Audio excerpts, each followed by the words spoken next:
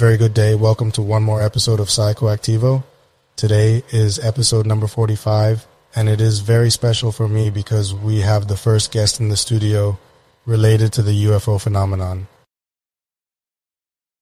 He was at Mr. Jaime Maussan's hearing in the Mexican Congress and was the only Mexican pilot who was able to testify in Congress. We welcome pilot Julio Darwish. Welcome, Julio. How are you? Do you hear me here? Yes, all good. Can we go down a little? Yes, of course.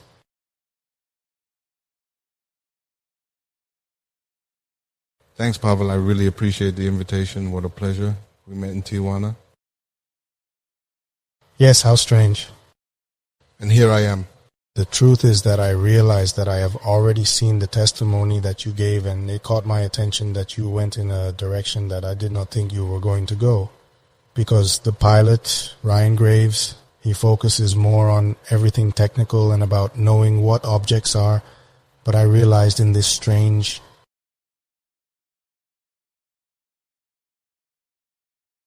path that I have taken that many of the people who begin to study the phenomenon realize that consciousness is also connected to that. Definitive. What led you to talk about it and explore this side of the phenomenon? Consciousness, well, I have been in it for many years. For me, it goes together, it sticks together, as they say here. And I wanted to express it there in Congress. I really didn't want to be so focused on national security and, I wanted that topic to be touched on a little because no one was doing it.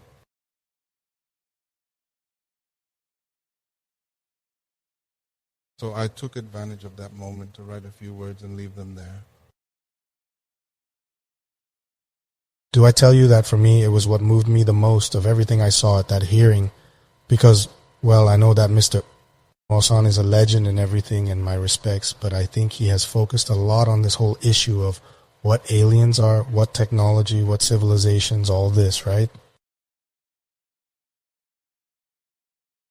But I have never really seen him play that topic, and it caught my attention that you did it. So thank you very much, first of all, for that. And secondly, how did you meet that circle of ufologists from Mexico, including Mr. Maussan? But I suppose you already know them all, right? Yes, notice that on 23/20/23, I promised to promote a book I wrote called Body Without a Soul, so I made a YouTube channel called Historias de Luces with Julio Darwish. And I started uploading videos that my fellow pilots sent me. As you know, I really like the subject, but about everything. That is about aliens, ancestral consciousness.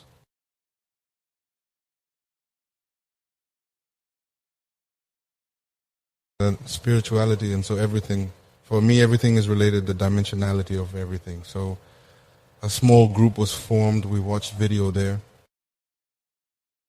Hey, Julio, I saw this, I recorded this, and well, there we shared.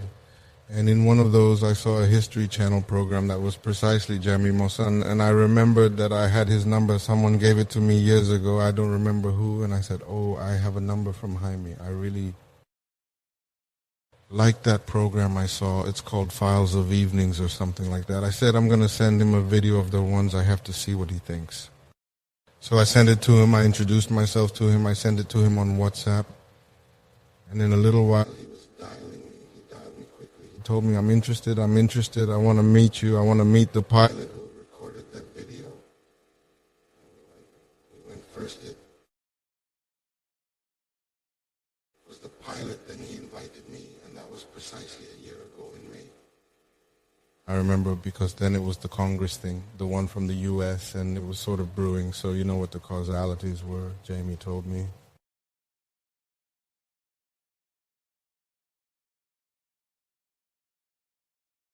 Hey, why don't you take that group seriously and turn it into an association like Ryan Graves has in the U.S., who has his association there, which has hundreds of pilots. Americans for Safe Aerospace? Exactly, yes. Then I said, okay, I have the idea, but I don't want to approach it like safe airspace because it sounds like war to me.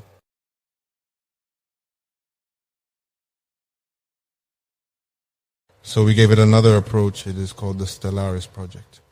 And it is an association because we are dedicated to the investigation of videos and the phenomenon that is now called Fanay in Spanish.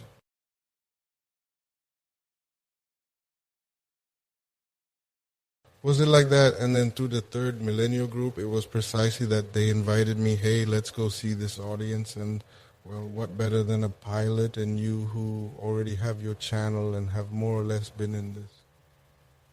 Well, you want to join us and participate? So I told him yes, then I was saying no, I was already backing down.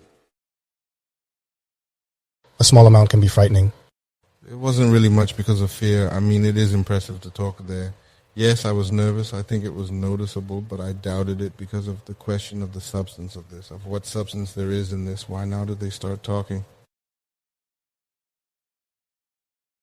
So I had to analyze that I did not want or do not want to be a participant in a psychosis. They are going to invade us, and the little Martians are coming. Let's see later. We are going to explore that a little. So that's precisely why I was thinking about it. I'm going to think about it, but then I said it's a great opportunity to convey something more.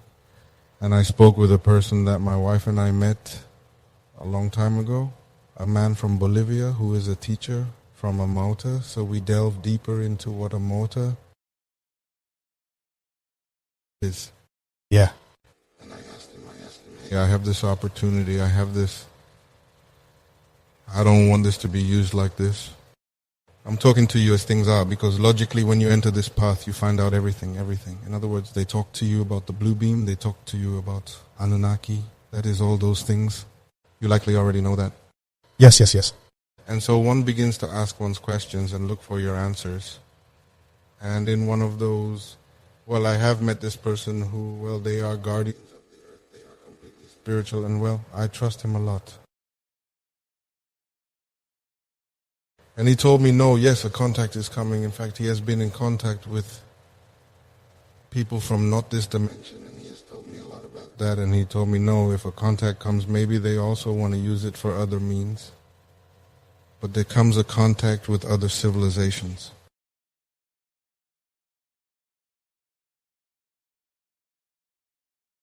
Then go and say what you have to say, but don't forget Pachamama, he told me. That's why I did it. What a beautiful message. Very good. And that was where I designed what I was going to say objectively, the most objective thing I could find. And yes, I took advantage of the moment. So he's like a shaman guy, you could say. That's the buzzword, right? But for me it is Amota. It means wise man in Aymara. Aymara is the ancestral Bolivian language. Okay. And they are people who study everything. They are special people. If here in the north my family is from Sonora, my dad is there, and the wise men there are called Maracami. Okay, I didn't know. Is different. If each one has his name, well, the fashionable word is shaman. Yeah, true. Yes.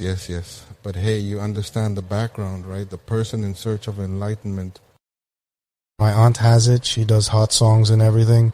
My mom's sister. In fact, she's coming in 2 days because one of my cousins is getting married. Okay, but we are going to talk a lot because I haven't seen her since I started all this, and I show her all my videos and she is super excited.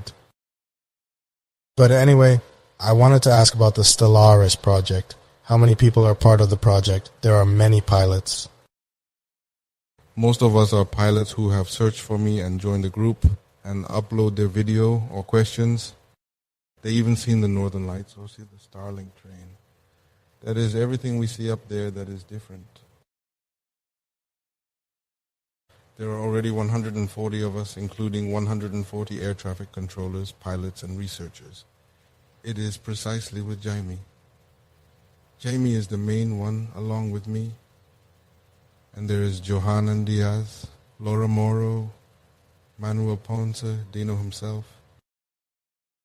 Do you know Dino? Surely. I don't know who Dino de Labra is. No, I do not know it. It's from here in Tijuana and it's there. Very involved in, you should know him? In fact, they call the campsite Skywatch. Yeah. Okay. Wasn't it the one in Rosarito? What led Mr. Maussan to see the luminous being? He was there. Wow. Yes, and he is here. Really? I'm going to present him to you. Okay, great. There is Carlos Clemente, who is the one who has the cameras, everything.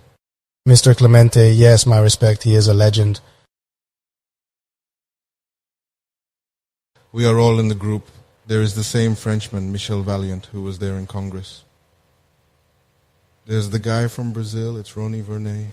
I do know Ronnie. I follow him. He does very good work.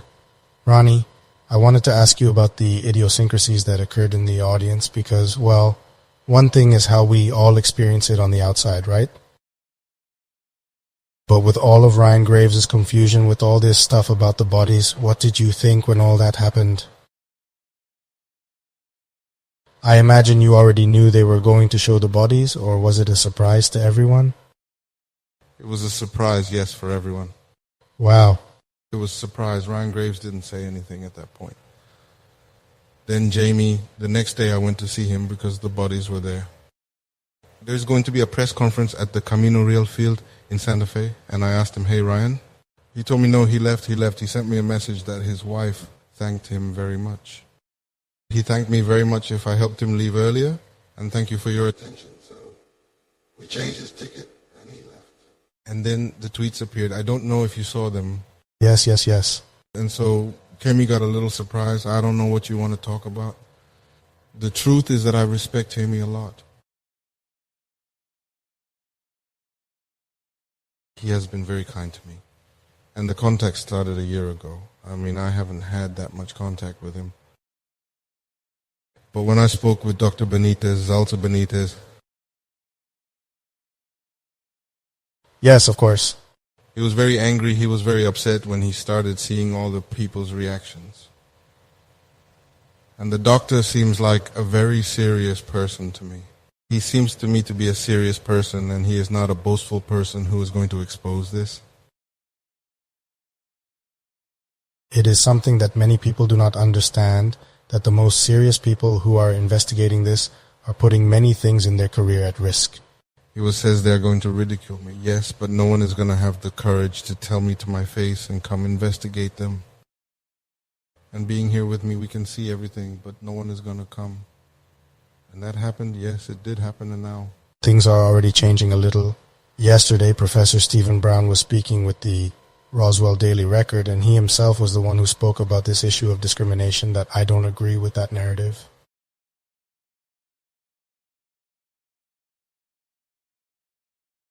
I explain why, because I grew up in Tijuana, and here it is basically binational. Most people speak English, right? But I do realize that if I go a little south and see a foreigner who speaks another language, the people from their own country are reluctant to start any kind of conversation with people who don't understand them very well. And that's the same thing that happens with gringos. I go through it every day because my name is Pavel Ibarra, and they don't know how to pronounce the R. So no one talks to me by my last name. They can't pronounce it. Then they tell me, and not even Pavel can pronounce it correctly. And I think there has been a certain confusion there, which also goes hand in hand with this information that you want to have, right? Because these people do, Elizondo and Christopher Mellon and all of them, I consider that they have their plan, and any type of narrative that falls outside of that plan that they have, one of those is the mummies. I think they have their systems to try to divert attention and refocus it on what they want. That's what I've realized by researching here, talking to people with, so I don't know what you think about that. Sorry, Julio? As you want, as you feel comfortable. Tell me July. Look, I am new in this world, that is, in this world of ufologists, because I have noticed that there are divisions, many, when it should be the other way around. In fact, my intention, because now in the group we are even going to see how to integrate you. Thank you. There are people from Uruguay, people from Argentina, I have people from Peru. In other words, I believe that on the contrary, instead of dividing us, this should unite us as humanity and as researchers. We are all interested in the same thing, and it is like talking about religion. They talk about the same God, and there are, I don't know how many divisions of Catholicism and Christianity and everything, but in the end it is the same. So I don't know if there is money behind it. What is suddenly causing these controversies? Surely I, blessed God, because my work is honest and it is what feeds my house, and I do this out of passion. Yes, I bring my interest with my book, yes, because it is a novel that I wrote with many years of research, but this is different. So I do all this research with great pleasure, but I do notice that, well, this phenomenon should have no borders and we should be more united.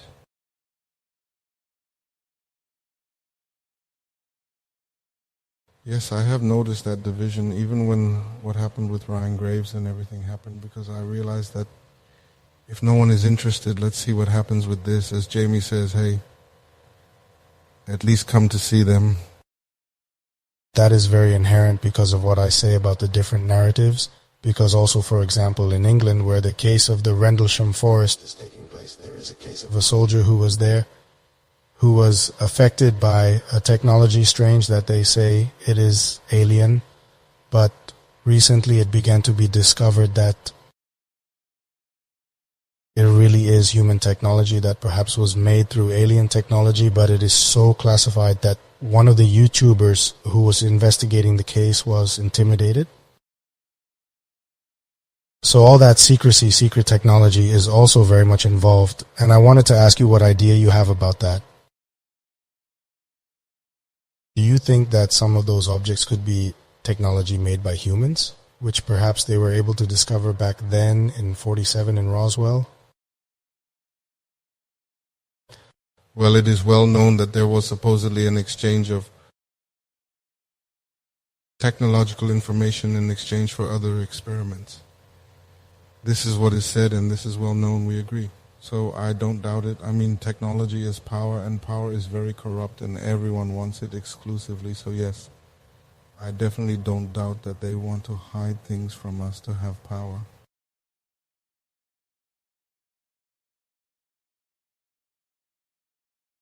It's always power, unfortunately. Yeah. And as for the group of pilots you have, are they all commercial pilots or are there also Air Force pilots? I have just included an Air Force pilot. General Castanon has just joined. General? Yes, well, that's his rank when he was in the videos uploaded by the Mexican Air Force. Yes, of course, it is one of them. So we managed to integrate it, and that's it. Well, he is military, but he is from Peru. Okay, he is Peruvian. This is Santa Maria, and nothing more than military. And I have several former military personnel who are flying on commercial lines. Okay. Which are the ones that helped me find. And of all of them, is there anyone who has had some type of encounter?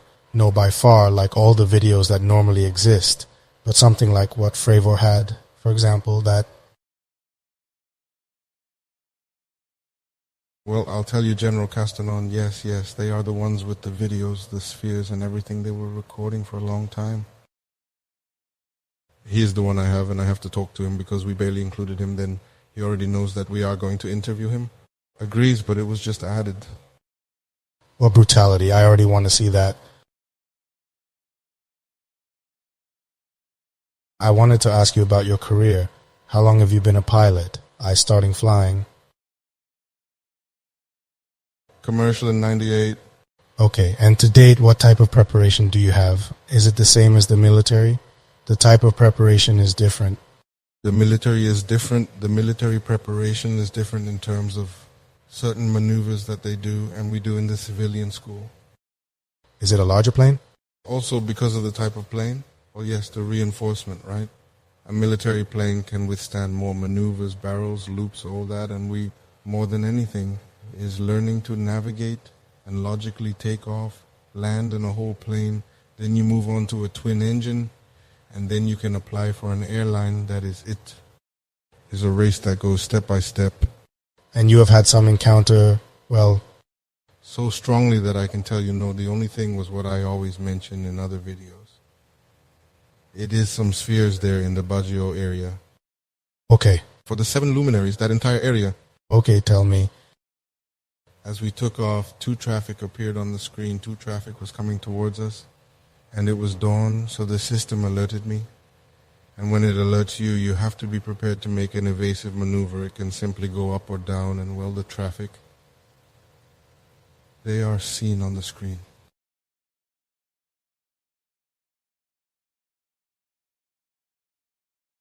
I notified the person at the tower. I told him, hey, there are 2 traffics in formation flying towards us. He told me, I don't have anyone flying at the moment, Captain. That's what he told me. It was a woman. It was a woman, and I said, well, then it happens. We continue going up. The traffic passes below, the impression that can be seen on the screen. And I told the first officer to turn around to see what it was. And well, that's when the surprise didn't happen. What he told me is that you're not going to believe me, and he turned around and came back, turned around and came back. And they are 2 spheres. They are 2 large spheres. And, well, it shocked me because that area is where you can see those spheres where there have been several important sightings. Where Koyam happened, right? What, forgive me? Where was the Koyam crash? I don't know. He went north. From Mexico near El Bajío, but where the Tamaulipas area is, throughout that area, there was a very famous crash where an object crashed with a Cessna, and soldiers arrived, and, well, that's the story. In 74, I think it was 78, and that the soldiers, when the CIA arrived, the Mexican soldiers were already dead. But it was that way, according to me. More in Guadalajara, it was in the north. Near the Bajío, well over there. Well, those areas, and there are many spheres, many sightings, many... That is the most common, the sphere. Yes, which is the one that no one can identify yet. No government knows that. You see that there was a plane. It was going to take off from Aurelia precisely, since it is close to that whole part. And it was a plane from an airline called International Airlines, and a Discovery Channel came out, all of them, several channels. They couldn't take off because there were 15 spheres on the other side of the flight path, and they wouldn't allow them to leave. They stayed there for about 10 to 15 minutes until they began to leave little by little. But they were static there, nothing more static. Wow. And they didn't record that? No, they made it reproduction. I mean, you can see the entire reproduction there on the History Channel. I think it was UFOs discovered. I don't remember. But can you see the entire reproduction of how the person in the tower grabs the binoculars, tells the landmobile to go check, and then they see them, the captain, everything, right? I mean, they did everything as if animated already with the audios. I was always struck by how those that shine and others that don't, that's kind of weird. Well, balls of light. If it is during the day, then the sun shines on them and it shines, but at night, we don't know what type because sometimes they look like fireballs, orbs. Okay, I wanted to ask you, among the pilots who talk, how frequent they are? It is true that they are increasing? Frequency of the sightings, and now there are daily reports now. Oh, really? Yes, but we also already discovered what Starlink is. In other words, they are satellites. Okay. It's called satellite reflection. Okay. It is an effect that it gives you on the ecliptic line, which is where the sun, the moon, and the planets and the entire zodiac follow. That whole line goes there. When something happens there, it shines. Okay. Stop shining and move on. But when you are seeing it with the naked eye at night, it gives you the feeling that there are many lights, or it is one light that is moving and shining in the same place. Okay. You see it with binoculars, you realize that it is something that is orbiting, shines, goes out, and continues. And then one comes from below, and one comes from above, and one comes from the side. Well, there are hundreds of satellites. Yes, apart from Starlink, who says it's a train, right? Because they are all semi-seated. That's when they release them. Okay. Then you see the train, and that's how it goes. And then they locate them, they spread out. Okay. There are many. There are already more than 4,500. We already have a stream of space debris there. In case there is garbage. And then Starlink is 500 kilometers away. There are just many landings at 3003, 800 kilometers from the ground. Starlink is 500 away. That's why it's easier to see them. And for example, the space station is 400 kilometers away, so it looks very easy.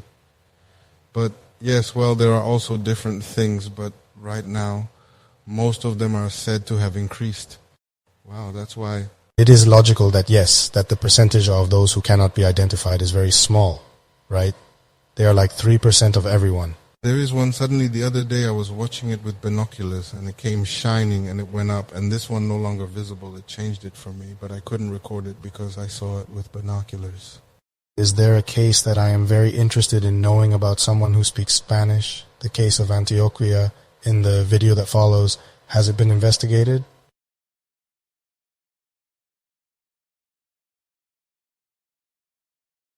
Jaime was the one who put it up. I honestly didn't investigate it.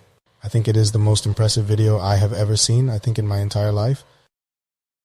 And there is a YouTuber who made a study of that, where he comes and then you see something like he is going there, but it looks fast. And he made a render like a computer where he comes and makes a cutout of the same object and he goes there. So those are definitely stories that are like that. For example, I have a colleague who is not going to say her name because she does not want to appear in anything. She is a pilot, she is a captain. But you see that in Tampico there is also a lot, because supposedly down there is a city, and something very strong happened to her. Even the light was let go in front of them and it turned them around and their cabin was illuminated. But she doesn't want to talk about it. She doesn't want to talk. No, I'm not going to talk. I'm not going to say it or anything. And he's not going to put it, that is, he doesn't want to. And many so strong do not want to say. I believe that a testimony like that will greatly change the perception that there is the stigma, especially if it is from a pilot. That is, a pilot has different ways of processing the information that comes to him because they are trained for that. And I think it is something like that is needed, especially in Spanish speaking. Someone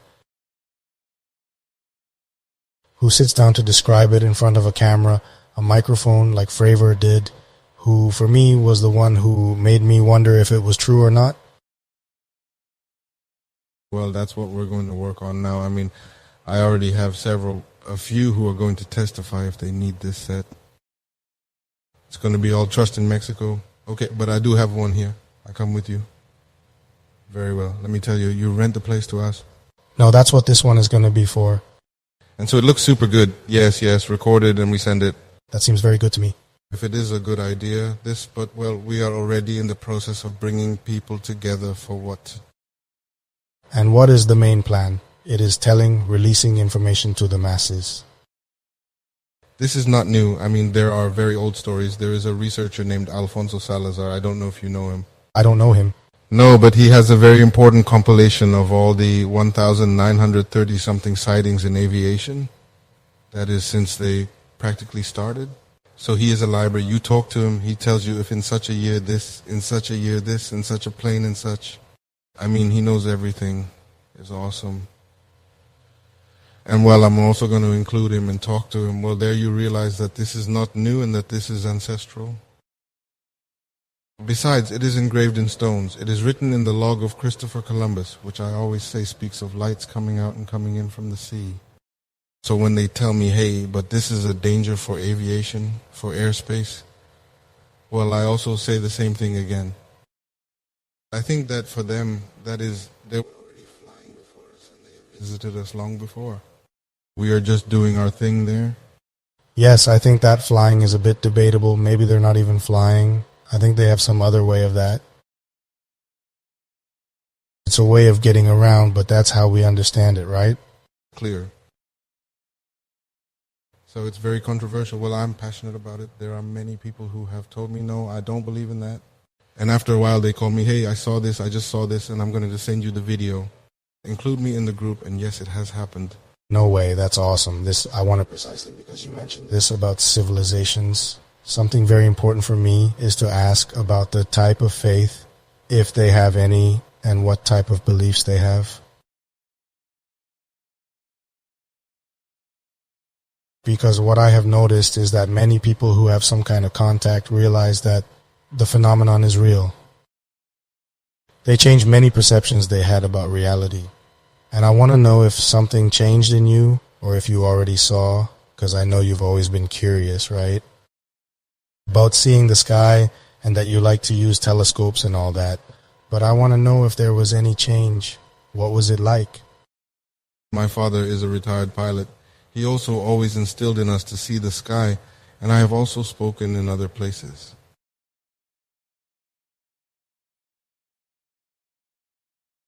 It was something different in our lives that when I was little, my brother, who is 2.5 years older than me, fell from the ladder. We were playing the ladder with the cards, then in the slide he hit his kidney and it opened. So, to the hospital, forgive me.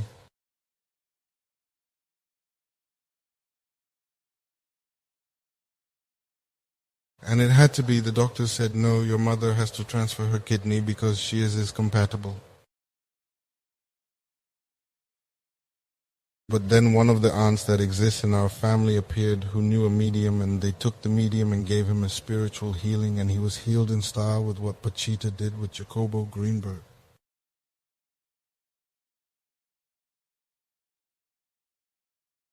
Clear. In Mexico, there is more of that than one thinks. So it was a miracle. So I was 3 years old.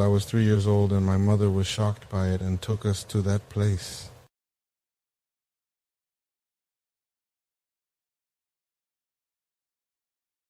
So I grew up seeing people channeling exorcisms. Okay. Cleansing, spiritual healing. I saw things from a very young age. So that moves you because, I was in the Lazarus school where everything is bare, and, something didn't add up to what religion tells you and what I saw there. So at a very young age, a curiosity to investigate began, and that was coupled with the fact that the movie Close Encounters came out at that time, which also had a great impact on me along with Star Wars because, I'm a child. Star Wars. Yes, of course. I was 7, 8 years old. They were all the new thing. I think the most important film was that of One Day, As the Day the Earth Came to a Standstill is called. So as a boy, I would also see it in black and white, and the giant robot would arrive and everything. So, that has called me. It has always called me and made me wonder. So you search and search, and the life of the universe gives you answers. That's how I consider it when you start searching. And it's another question that I like to ask with his family, with your family. What has it been like? Does your wife support you? Has it been easy for you? That's why we became a couple talking about these issues? Oh, that's awesome. How beautiful that is. I flirted with her by giving her away in a metaphysics book. Oh, cool. Well done. Excellent. But, that's how we started talking. She and I speak the same language, and she accompanies me on those strange trips to go Titicaca and how lucky Shasta and all those places. She has gone with me to Angkor Wat. It's even dangerous because many things have happened to you there. Many people have disappeared. Notice that we went up at night. We stayed in the Best Western that is there. He is the only one in that fair town. And at night we are going to take him back to the road. But you see what it was once you take the road to a point where you then have to walk. Yes, but we got there and the sky, I haven't even seen it like that on the plane. It was an impressive sky, but it did suddenly give us a strange feeling. And there are already many reports of Bigfoot and all these things you say. Very strange animal noises are heard. Yes, Shasta is special. I read about Shasta through some metaphysics books by Saint Germain. And he talked a lot about that place. And when we were here, because we have been in Tijuana for 15 years, I said, hey, why don't we go to Shasta? It's not that far away. And we left. We grabbed the car and we left. Very good. And the sons? How do the children take it? Some listen to us more, some less, but deep down they do like the topic. Yes, that's good. But when it comes from parents, if they normally have to find their way. Okay, very good. This one wanted to ask about a certain disagreement there is.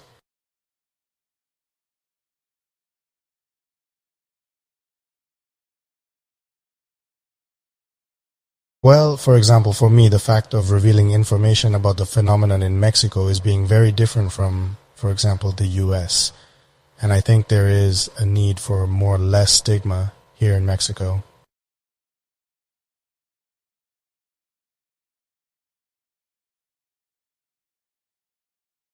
But I wanted to know how you've spent a year with people who are taking advantage of this information. How do you see the progress since I've been with this? Because, for example, the U.S. takes a lot of trying to involve the political system a lot, and they try to do it in a more institutionalized, more controlled way.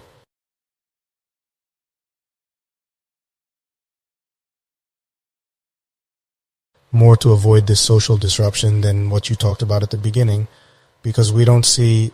Why do you consider that we don't see politicians or political systems in Mexico trying to talk more about this?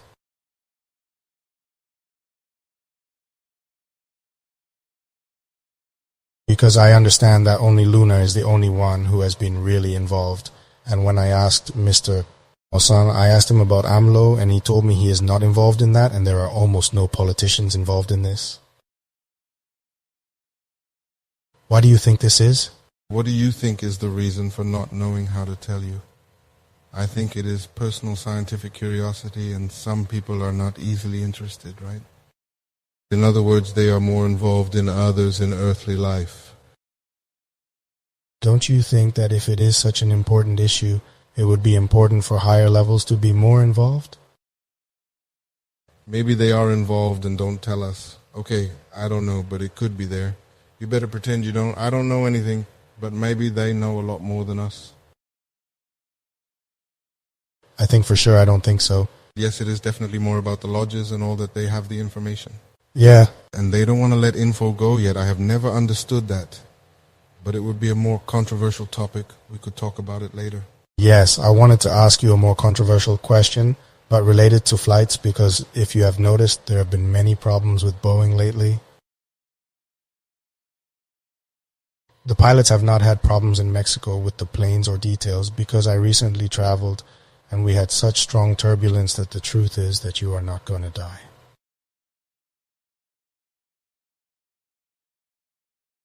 This and that has never happened to me, and lately there have been more problems. Haven't any Mexican airlines had any problems here? The ones that use Boeing are Aeromexico. Okay. Everyone else is Airbus. Okay. Well, there are some freighters that are used by Boeing, but speaking of passengers, this is Aeromexico, and when they had the problem with the 737 engines, they stopped them. They never had a problem. Okay. They did prevention, they stopped them. The system was fixed with Boeing engineering, and they are flying, and they have had no problems because... I know that you take great care of this, especially in Mexican aviation. You take great care of all the technical issues and the problems that have occurred lately. In fact, yesterday there was turbulence that left a passenger from Singapore dead. From Singapore, that was very strong. That's why I wanted to ask you, because you are in there and it caught my attention because my family also travels a lot and they are generally worried. In fact, when I told my mom a while ago, she told me to ask her that. I'm going to ask it to see what happens. Look, precisely in the group we were talking about that. And since I have friends who fly in Arabia and in Asia who went there, they are telling me that in that area of the passage through Miami, Myanmar is that one. Well, sometimes there are currents that exist like the marine ones now, but in the atmosphere. Then there is a fairly strong current, which can cause turbulence called clear air turbulence. Okay. Turbulence is normally involved with cloudiness, but when it is in clear air that you see clear, it is because of the jet stream currents that they call jet stream. It is said in Spanish, and it is involved that can change you. How is the stronger wind, or changes the temperature, changes the density of the air, and makes you suddenly lower the plane if you hit a bump, so to speak, right? So that because the person, by inertia, those who are standing are going to hit the ceiling. That's why they ask you to keep your seatbelt on. If you wear the belt, you will feel ugly, but nothing will happen to you. But the people who were standing, well, there was one who hit himself very badly, and it seems that he fractured. He was a 73-year-old man. What I read, and it was great. Okay. But hey, that's normal. If he explained it to me, I mean, yes, it happens. We know it, and we support ourselves with other planes. I mean, it's called PIREP, which is this pilot report. And well, if one reports, well, everyone in the back already knows. So you go down a level or go up or look for another alternative, right? Okay. But if you're the first, then you... It's going to come when it's your turn then. And there is no way to detect that turbulence. Well, thank you very much. The plane is not going to fall.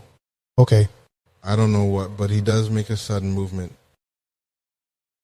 Do you know the case of MH370?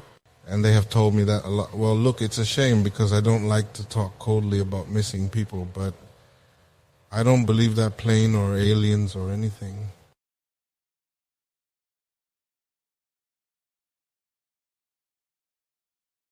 I think there was something important that they preferred to divert the plane. No, I don't think they crashed it. Okay, how interesting. I hadn't heard that one. In fact, there are no remains. No. Well, a piece came out that they say is from the plane, but it is not known with certainty that it is from the plane. You have to watch these videos where the spheres are. Look, apparently the plane has wingtips that are called winglets, and that type of plane that Malaysia had, it didn't have one. Then the video is manufactured. You think it is false. Okay, that's my point of view. Yes, I am more or less in the same situation, but I am in the English-speaking world of Twitter and ufology. There is a man there named Ashton Forbes who was interviewed by Mr. Maussan, who is going to die on his hill, saying that these videos are real and brings a narrative that the government is hiding super advanced technology. And it caught my attention to ask you about the same thing, because it is a pilot's perspective. It is always much more important to me than from a person who has relatively little research on this and who is talking about videos that have already been proven many times that they are not real. In fact, he is old, and just now he came back because of the whole topic that came up. Precisely, I think it is because of this boy who is very stubborn. I save a lot of followers, and that's fine. I understand then that unfortunately this generates money and cults as well. So, well, I'll hold on to this and you'll see if you win, Lana. Yes, but then we would have to investigate. I am not an expert in videos, nor can I tell you these shadows like that. But I do see the wing, and that is what several pilots talked about. And that is not that plane. That one from the video, right? It is Malaysia's 777. With what you just told me, it's going to be news with the gringos, I'm telling you at once. Okay, then let them check it. They're going to go crazy. Okay, let's deviate a little. We'll be done in almost a little while. But I wanted to ask you more about how much you have been interested in researching ancient civilizations, because I know that it is something you like.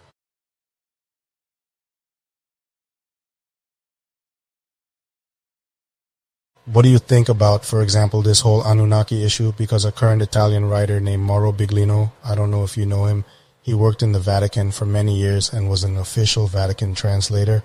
But they asked him to translate the oldest texts, literally.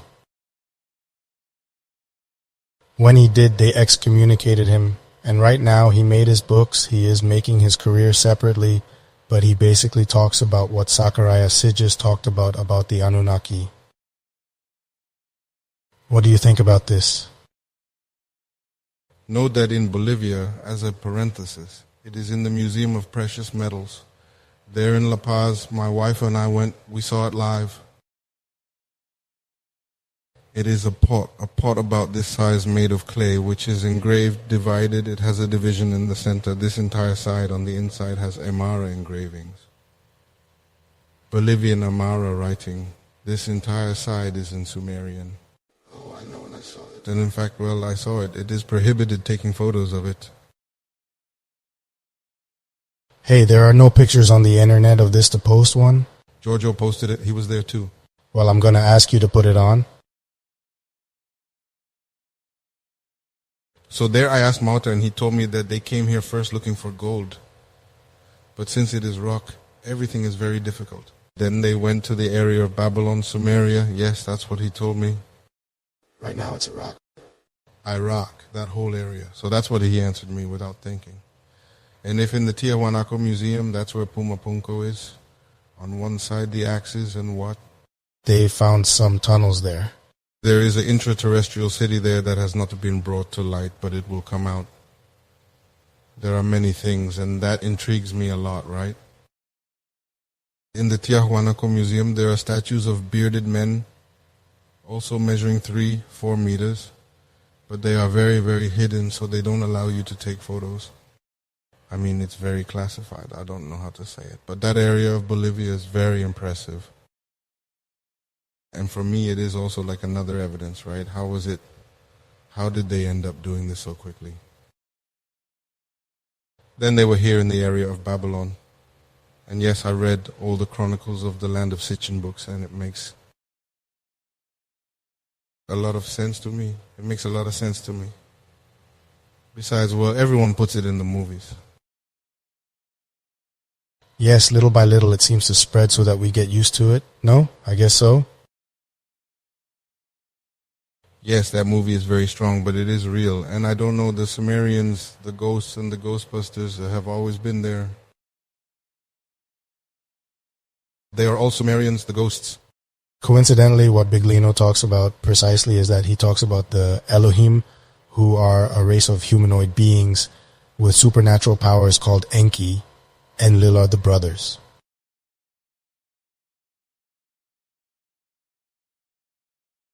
And he talks about how these began to mix with the beings here, and that is the reason why we are here.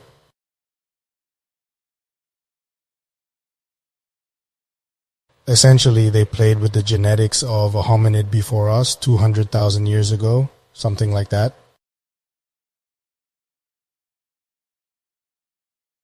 It caught my attention a lot, especially because of this whole issue of mummies that Mr. Maussan, when you started talking more with Maussan, obviously because it is a topic that says that you are curious about.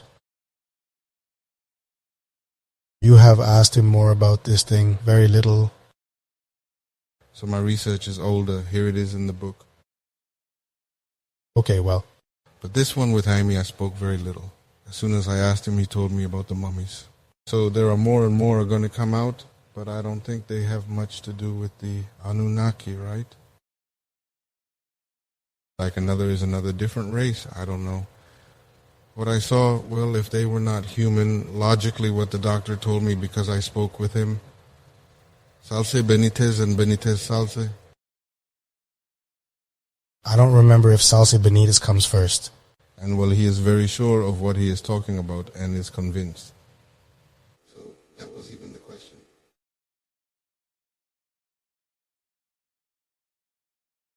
If you had to watch the podcast that I sent you before we spoke with Terrence Howard. I did not finish it. You didn't finish it. There is a part there where he talks to Joe about the periods in which the planet Earth is in the Goldilocks zone, which is when we have life. And he asked him what he thinks, what would happen when the Earth leaves that part. And he began to talk about how atmospheric and climatological conditions begin to make our body begin to change.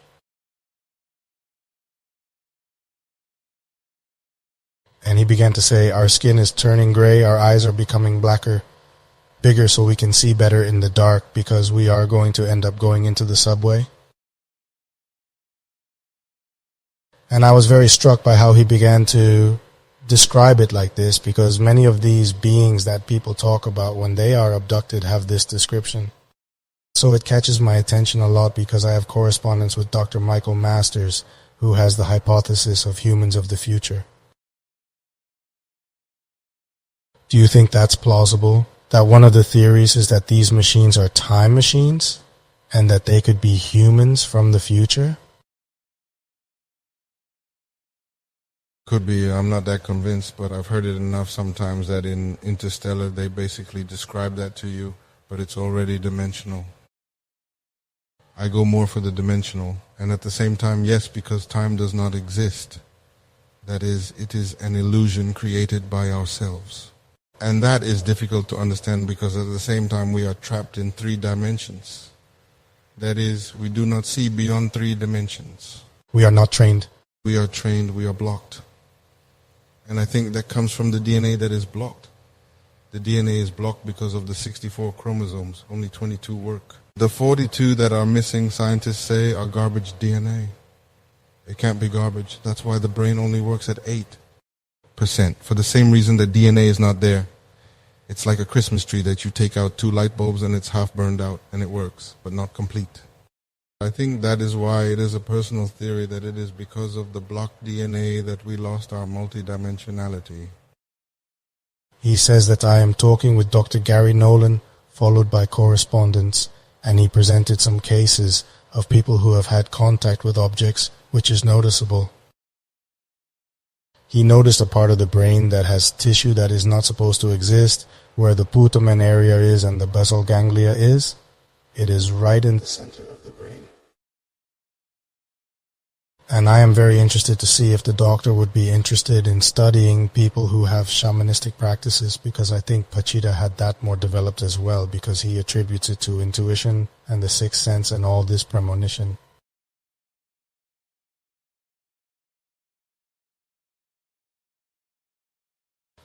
Have you seen Teresa Caputo? She is a medium. No, I have not seen it. She's a girl. She has a TV show. She's very famous in the U.S. And she speaks with the beings that are no longer there.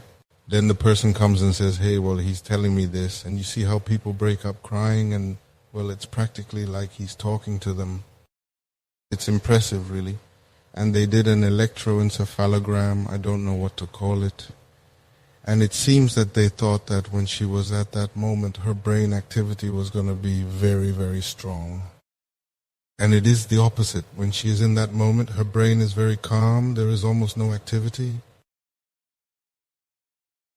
They did that to Chris Bledsoe too, in fact, and the same thing happened. That is cool. So we don't understand the brain, and it is blocked. We have to raise the dimensionality of the frequency. Does that about how to do it come in your book? Well, that's what I believe. What I researched is really not complicated at all. In other words, the most important thing is to know it, to be aware, and that's it. It's like when the ships came to America, the Native Americans didn't see them because a ship didn't exist in their brain. It wasn't until they were there that they saw them and said, what's up with this? So maybe it is full of ships, and since our conscience does not know and does not want to recognize it, or we are not educated from childhood to say this is true, like the child who has his imaginary friend, maybe he is there, and they say, no, he's crazy, and he even medicates him. You are schizophrenic. It now becomes a whole separate system. So I think it's the same. In other words, it is a breadth of consciousness that will lead you to raise your frequency as well. If you go down, you look for the bad, and you will find it. Yeah, or if you are constantly afraid, depressed, that keeps you at a certain frequency too. Well, that's what the system wants to keep us from what I've seen, with the guilt and all the nonsense. So that to be there at that frequency and not let them lose sight of us. Yes, and we don't realize the capabilities that I really believe we have. Well, I believe that that was really Jesus' mission. It's just that this is what can be who you are. Yes, for me, Grinberg is at that level because of everything I use. I do believe that he realized 1,000 things, and, well, the other story.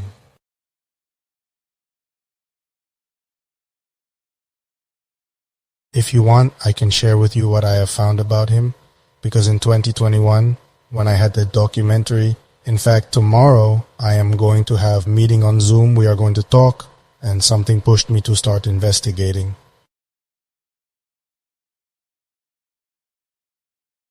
I don't know why I suddenly dreamed about him. He tells me to look for him. I don't know why. That's crazy. Yeah. There was a talk I had with an author called Nick Cook, who is English, who wrote the book, The Hunt for 0 Point. It's called, where he is searching for this elusive energy called 0 point energy. He is a researcher and defense journalist from England, but he reached a point where he couldn't go any further, and he realized that he had to move to consciousness studies, which is precisely what you are doing precisely with your book.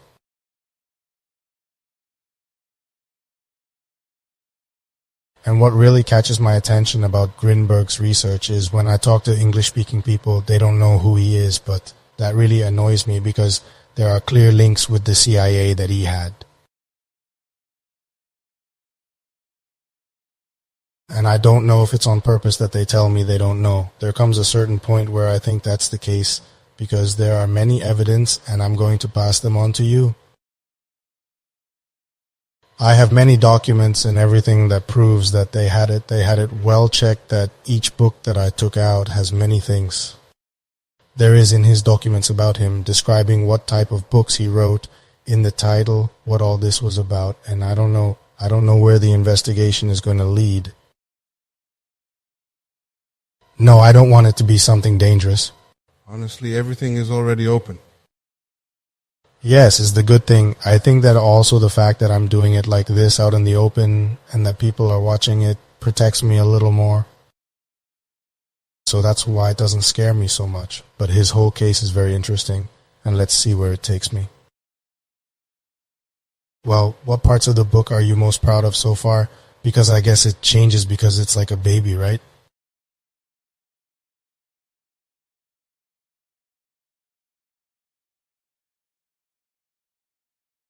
Yes, notice that I could tell you the part about when they go to Mars, the northern planet. I really like it because of all the research I did, and since then, terraforming and all that caught my attention.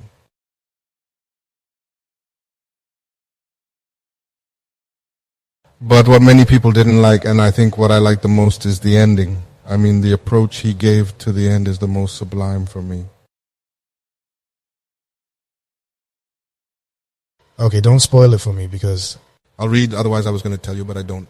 It's a novel. So, okay, well, what is the plan 2 to 3 months from now? What are you going to be doing related to all this research so that you can tell people?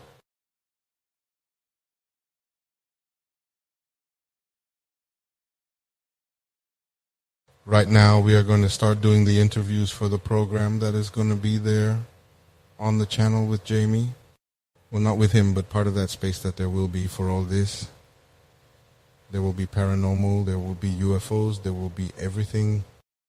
Okay, it's very interesting, and well, with people from the History Channel, that is important people who looked for me. They looked for me to talk about this topic of what we pilots see. And for example, I also feel good because as a result of this was that we began to make more public what a satellite reflection is. I didn't know that. I had no idea. And that makes me happy. Understand how satellite reflection works. And why have sightings increased? Well, logically, because of so many satellites they are launching every week. So if sightings are increasing, that has nothing to do with what has already been seen for centuries. Centuries of stories engraved in the stones of certain beings, ships.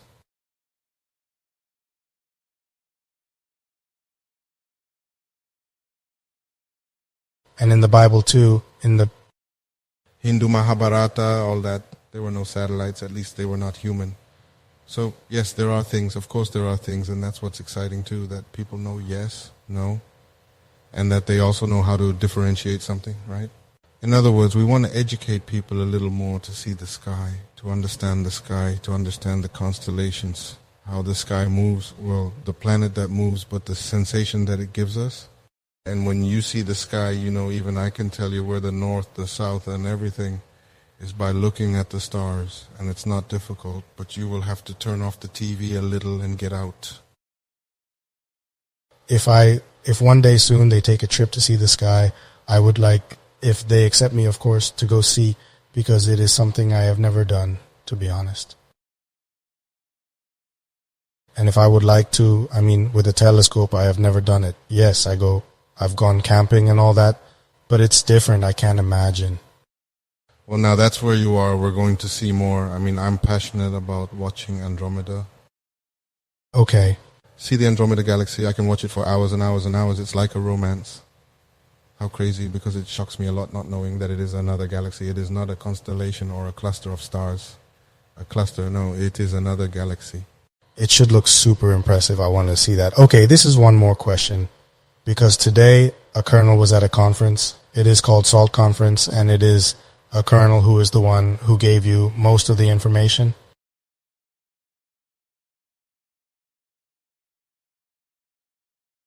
David Grush's name is Carl Nell, and he talked about things about the social disruption that is going to happen when this revelation is made. I am one of those who thinks that if this revelation is made, even if it is massive, the majority of people will continue with their lives and will probably not be very interested in this issue of it being too much for them.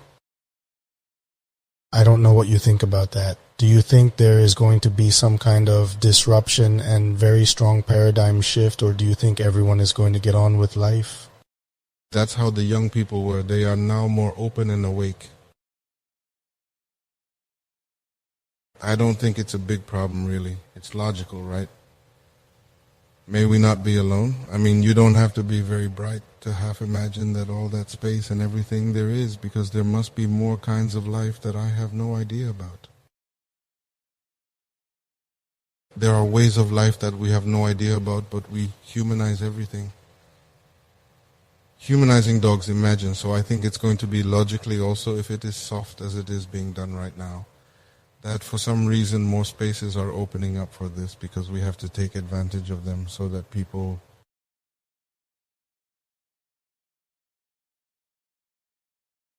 also begin to philosophize that it is not I am born, I die. Sorry, I reproduce and die, right? And I am a slave 8 hours a day, and I get drunk on Saturdays, and that is my life until I die. Well, it would also be cool to realize that we are part of an entire living cosmic entity that is connected, and that we are not alone here floating on a pebble with water around a bowl of fire, which is simply a miracle, right?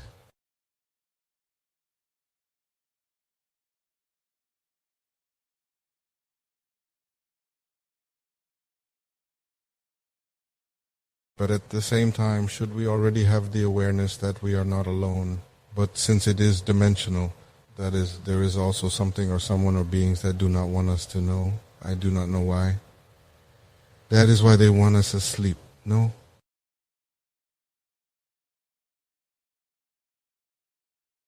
That's where the conspiracy theories and all that slavery stuff comes in. But you can't always keep people asleep. You had to read Salvador Frizedo. Yes, of course, yes. Do you think it has anything to do with that? Well, it's strange. I mean, what he says, he was like an ecclesiastic if he was a Jesuit. So what he puts there in Leviticus and Numbers that talks about how Yahweh asks them to kill a bull and how to cut it, but the way in which God asks them is very perfect.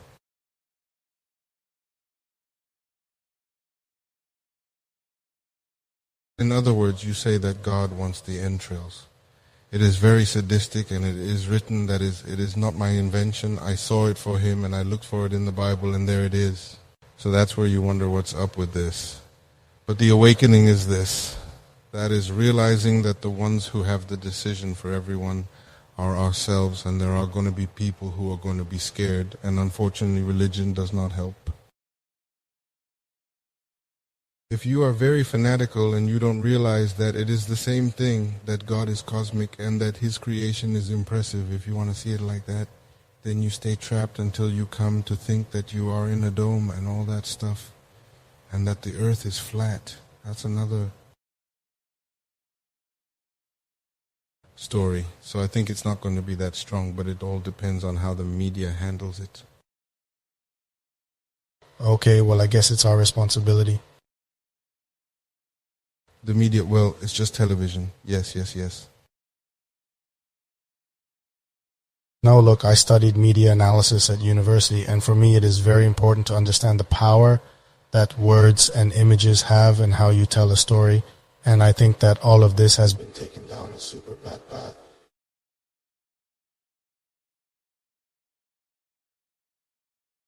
Of wanting to communicate the news, because it is one thing to communicate the news and another thing to tell propaganda, and that is what we have been experiencing for decades and decades and decades. And yes, I do feel, especially because of how I was educated, because I was also educated by Jesuits, I am in Itizo, that if we have a responsibility, the means of trying to communicate things, to be means as such, to communicate something that it's already happening, not communicating it, but giving our interpretation of what it is, which is what most of the media does today, especially because there are many interests involved, right? But well, we've already spent a little more than 1 hour. I think it was a very good talk. This, where people can find you so that you can tell us all this on social networks so that they start following your project. On what social networks? Look, on Instagram, I am Julio.Darwin. There you will see the cover of the book. There are several things, and there is a page that we are putting together. Well, on Instagram, it is also called the Stellaris Project. And we upload videos of what people see or stories of old clippings of sightings and all that. We are there in that. Okay, you can find us in the book. So that people can see it, I'm going to put it on them.